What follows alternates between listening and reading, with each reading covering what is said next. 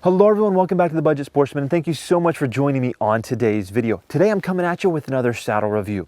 Now a couple months ago, I made a review of the Latitude Classic 2 saddle, and when I finished that review, I told my wife, I'm done making saddle reviews for a while.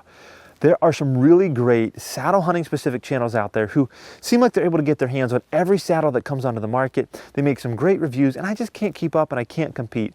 And while I love being a saddle hunter and I love bringing you saddle hunting content, it's never been my desire to be a saddle hunting only or a saddle hunting specific channel. So I'm just done for a while. Well, after I made all of those comments, I started seeing more and more information about the saddle that I'm going to show you today, and I realized that I had to get my hands on one and I had to bring it to you. The reason is, while saddle hunting has never been known as an inexpensive sport, saddle hunting is a little bit pricey to get into. I think this saddle that I'm about to show you is the best bang for your buck. And if you're trying to save some money and get into a saddle, I think you really need to consider the custom Gear Modifications Sidewinder. This thing is awesome and it's at a pretty good price. Comes in at $175. Now, if this is your first time that you've ever priced saddles or ever researched saddles, that might sound like a lot of money to you. And to be fair, saddle hunting is expensive. However, this saddle here is probably the cheapest saddle that I'm aware of, and it really rivals some saddles that cost quite a bit more money. Now, before I get into the review talking about features and comfort, which by the way are great, like I said, rival some more expensive saddles, I want to talk a little bit about why this saddle is actually affordable. So I spent some time talking to Jerry over at Custom Gear Modifications by email, and there's a couple things that he said or that I picked up on their Facebook page, etc. Now, Jerry's whole purpose is to build the most feature-packed, most comfortable saddle at a really good price. And I think he's doing an amazing job at doing that. Now, Custom Gear Modifications, you're gonna see some things if you go into the website. They probably didn't spend as much on a website as some other guys did. They didn't spend as much on graphic designs and logos and marketing as some of the other guys do. One of the things that they've done is when you look at the stitching and the coloring and the fabrics, you're gonna notice, especially in some pictures, that it varies from model to model. The reason is Custom Gear Modifications, when they get their fabrics and they get their stitching and they get their webbing, if they can get a discount by maybe buying an off color or a color that didn't come right out from the factory or something along those lines, they're gonna do that. And they're gonna go by what they can get a little bit cheaper to save some money, rather than making sure that every saddle is perfectly matched and you kind of keep that brand consistency. So that's an area that they're going to save some money. Another thing, I'm going to mention more about this belt later, but I communicated with Jerry about this belt, and you'll notice it's an Amsteel belt. There's no hardware to it.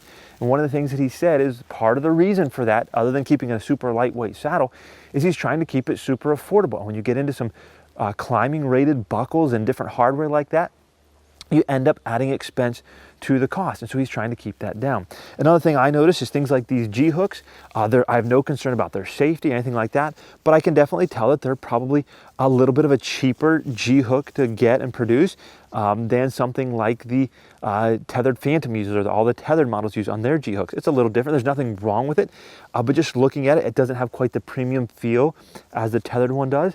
But let me just tell you, the deer don't care, and if I'm saving the amount of money I'm saving this saddle, I really don't care either. There's no safety concern with it. There's nothing that I have any concern about its form or function. It's probably just a little bit less premium looking and feeling. So they've saved some money. They've made an affordable saddle. But is it any good? Well, I've already given you a spoiler alert. I think it is. I think it's the best bang for your buck, but let's talk about the features. All right, so there's one other thing I wanted to mention about the threads and the stitching of this saddle before I get into the features, and that is Jerry told me he sews this saddle with lucky threads. I tend to believe him. I first got this saddle, I tried it on the house, but I didn't even have a chance to go out and just test it out in the backyard, and it was hunting season, so I thought, you know what? I'm gonna go put this thing to the test. Got into the tree for the very first time and shot a doe within about the first hour I was in the tree, so you never know. Buy one of these Custom Gear Modification Sidewinders and you might just have the same success. Now, I want to get into the features, and the first thing I want to mention is the shape of this saddle. Now, this is a kind of, in my opinion, the ideal shape. This is what is known, I suppose, in the industry as the football shape. Now, I've been vocal for a while about loving the tethered Phantom. There's a lot of saddles out there that are just too much saddle for me and my body shape, and I always recommend that if you can, getting a chance to try on some different saddles and see what fits you.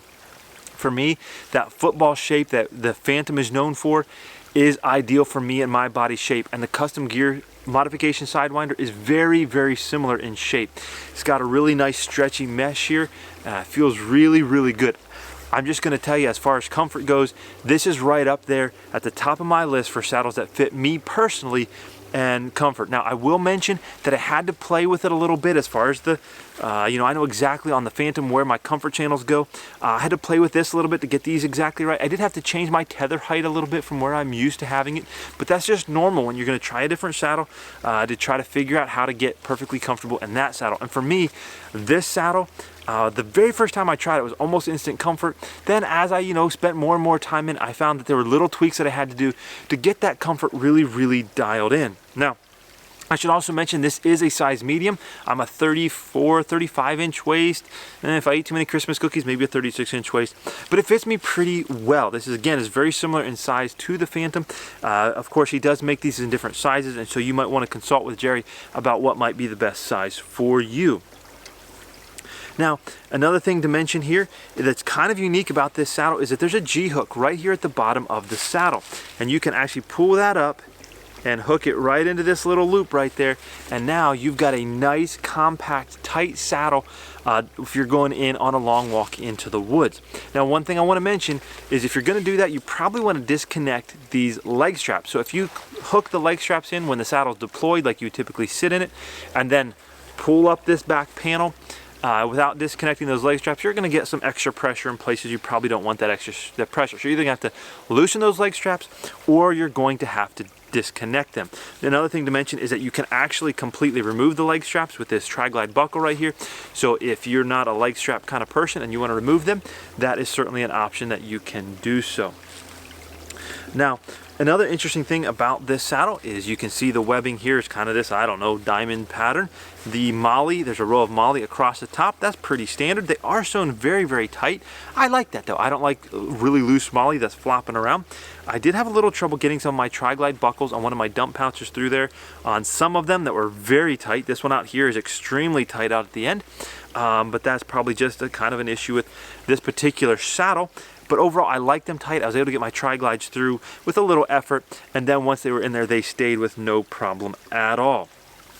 Now, another unique feature of this saddle, you're going to see very typical kind of style here, is that you've got a bridge loop, and then as you would expect, you have a lineman's loop, which I really like. It stays wide open here. There's no issue. It's stiff. There's no issue finding it in the dark. Really like that.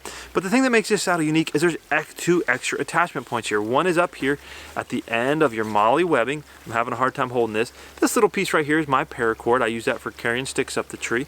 But this right here is just an extra loop here. You can attach any kind of gear you want to, throw a carabiner on it, all kind of things you could do.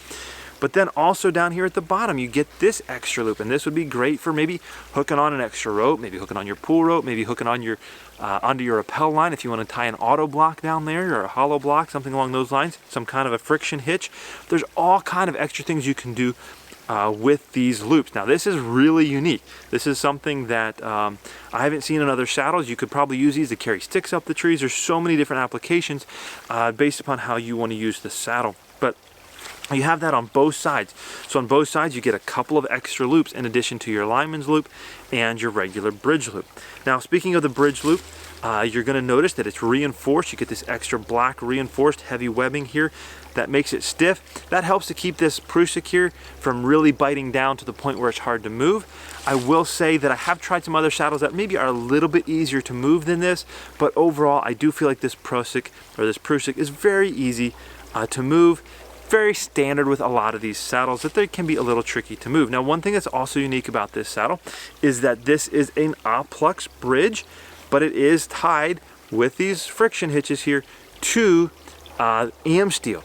Now like most of these, again, you have to break that knot loose, but once you break it loose, it slides really nicely on that Oplux. Been very pleased with how easy it is to adjust the bridge. Again, you get the bridge adjustments on both sides, and you can make that bridge as long or as short as you need to with adjustments on both sides.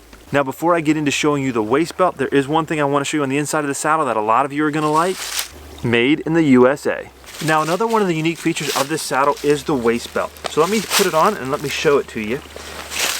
you're going to find that the waist belt is this AM steel. And as I mentioned earlier, there are no buckles as part of this waist belt. Now you're going to notice it's fed through a sleeve. It's not sewn in, and that allows you to twist it from side to side. And to tighten it, it's basically a Chinese finger trap. You pull this side over here, and the whole thing gets tighter. Now if I just do that and let go, it's going to basically work its way loose, and it's not going to be as tight as you want it to be. So you're going to pull that up, and then you're going to take your other hand and you're going to feather this part of the AM steel out. And once I do that, it's good and tight. That thing is not coming loose. Now one thing that I found is when I'm walking and I'm wearing heavy saddlebags and my body is kind of twisting, that eventually, like that, it starts to work its way loose. Now the solution to that problem is if you grab this up, pull it up tight, feather that out, and then just put a little hitch over here in this tag end. At that point, it holds it nice and tight.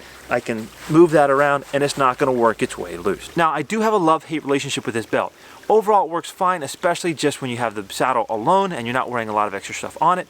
But for me, when I'm going on those longer walks with dump pouches and backpacks and all this stuff, I found that it worked loose. Now the knot does solve that problem. It's just an extra step that I have to do because I like my belt tight walking in and climbing, but I like it loose while I'm hunting and then tight again when I'm walking out. So it's just an extra step of tying, untying, and retying throughout the hunt. Not a big deal. Now I will mention that if you're interested in this saddle but this belt is not appealing to you, just go ahead and reach out to the folks at Custom Gear Modification and let them know. And they told me they're working on some other options and they may be able to put something different on your saddle. So don't let this be a deal breaker. Just reach out to them and see what other options they might have. So what's my conclusion on the CGM Sidewinder? Well, if you haven't been able to tell already, I really love this thing. My really only complaint that I've already mentioned is the waist belt, and to me that's far from being a deal breaker. You could use the knot, which is a pretty easy solution, or you could request a different belt put on your version of the Sidewinder. Either way, I don't find it to be a deal breaker. Other than the belt, there's really not much about this saddle that I don't like. Again, the football shape is that design of a saddle that I really like. There's a lot of different designs out there, but that football shape is the design that fits me and my body the best. There's some unique features on this saddle, like being able to pull up the bottom and hook it onto the top for the walk-in. You've got all these extra connection points on the saddle. You've got a great bridge system. You've got a pretty standard, for a lot of these saddles, bridge adjustment to get that perfect fit and comfort for you. Again, there's just not much on this saddle that I don't like. And at $175, I'll repeat what I said earlier, I think this saddle is absolutely the best bang for the buck.